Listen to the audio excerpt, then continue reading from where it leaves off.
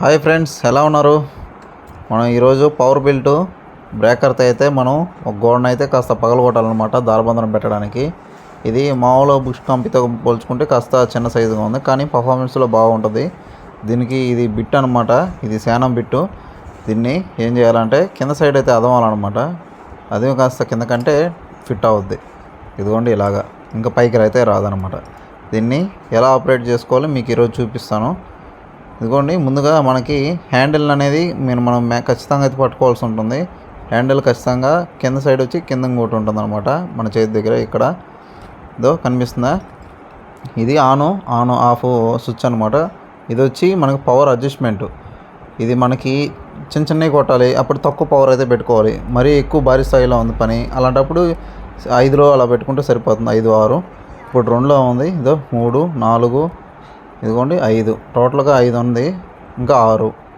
మనకు 5 సరిపోతుంది ఇటువంటి వాటిని కొట్టడానికి. మనకి చూడు, ఇటు వరకు సరిపోతుంది 5. మనకి ఆ పవర్ సరిపోతుంది. కాకపోతే వెయిట్ అనేది మనం మెయింటైన్ చేసి పట్టుకో ఉండాలి. మెయిన్ అదే అనమాట.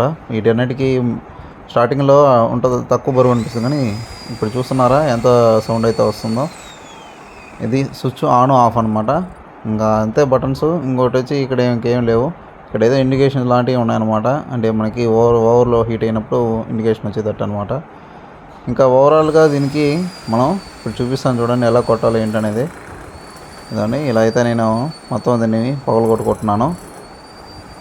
ఈ బ్రేకర్స్ అనేవి వాడేటప్పుడు చాలా జాగ్రత్తగా హ్యాండిల్ చేయాలి. ఎందుకంటే కింద సైడ్ నుంచి మన కింద వాడేటప్పుడు ఈ పెద్ద సమస్య ఏమి ఉండదు, కానీ పైన మనం హైట్లో పనిచేసేటప్పుడు స్లిప్ అయ్యింది అనుకోండి, కంట్రోల్ చేసుకోలేం. ఎందుకంటే పూర్తి వెయిట్ అంతా ముందర సైడ్ ఉంటుంది కాబట్టి, దాంతోపాటు మనం కూడా ముందరికి వెళ్ళి పడే ఆస్కారం ఎక్కువ ఉంటుంది. అందుకని కాస్త దీని మీద అవగాహన ఉన్న వాళ్ళు వాడుకుంటే మంచిదని నా ఒపీనియన్. పైన కింద పనుల కంటే మనకి కింద పనులు ఇక్కడే ఉంటాం కాబట్టి ఇబ్బంది లేదు. పైన సారోల మీద ఇట్లా పనిచేసేటప్పుడు జాగ్రత్తగా అయితే వ్యవహరించాలన్నమాట. వీటిని కొద్దిగా మోతాదులో అయితే ఒలుచుకోవాలి. ఏది కూడా కంకరలో కానీ మనం సున్నంలో కానీ కొద్దిగా కొట్టుకోవాలన్నమాట. ఇది లోపలికి వెళ్తున్న స్ట్రైట్గా పెట్టి కొట్టామనుకోండి, శానం దాంట్లో ఇరుక్కోబోద్ది. మళ్ళీ ఇంకో శానం బిట్టేసుకొని దానికి పౌగర్ కానీ శానం కానీ మళ్ళీ కొట్టాల్సి ఉంటుందన్నమాట. అంటే కొద్దిగా ఒలుచుకోవాలి. ఏది కూడా మన సుత్తి శానంతో కొట్టాలంటే దాన్నే చాలాసేపు పడుతుంది. అదే బ్రేకర్ ఉంది కాబట్టి మనకు చాలా ఈజీగా అయిపోతుంది. సేమ్ ఇదే దారిబంధనం అవతల సైడు 2 కూలోళ్ళని వదిలితే మేము మధ్యాహ్నం నుంచి సాయం దాకా కొట్టారు. ఈ చుట్టూరు మనం 1, 2, 3, 4, అటు సైడ్ 4 హోల్స్, ఇటు సైడ్ 4 హోల్స్, అవతలకైతే కొట్టాలన్నమాట. మిషన్తో కట్ చేసుకుని కొట్టేదానికి అక్కడ సరిపోయింది. నేనైతే ఒక ½ అన్ అవర్లో మొత్తం అయితే కొట్టేసాను. దీంతో టోటల్గా ఒక 1 అవర్ కూడా పట్టలేదు. అంటే అది మిషన్కి మనుషులు చేసేదానికి. ఇదిగోండి, మీరు చూస్తున్నారా, ఈ బీమ్ అయితే కాస్త లేట్ అయింది. ఎందుకంటే వెయిట్ అయితే బ్యాలెన్స్ చేయాలని చెప్పాను కదా నేను ఆల్రెడీ. ఇది అట్లా కొట్టినప్పుడు స్లిప్ అయ్యి ముందరికి వెళ్ళిందంటే మనకి ముందర పడే అవకాశం ఉంటుంది.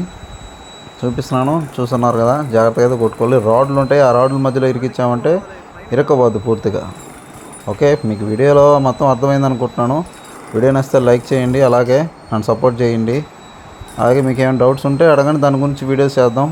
ఇంకా మనకి రాబోయే వీడియోల్లో ఇంకా మంచి ఇంట్రెస్టింగ్ టాపిక్స్ అయితే మీ ముందుకైతే తీసుకొస్తాను. అంతవరకు ఉంటాను, మళ్ళీ కలుస్తాను. అందరూ జాగ్రత్త.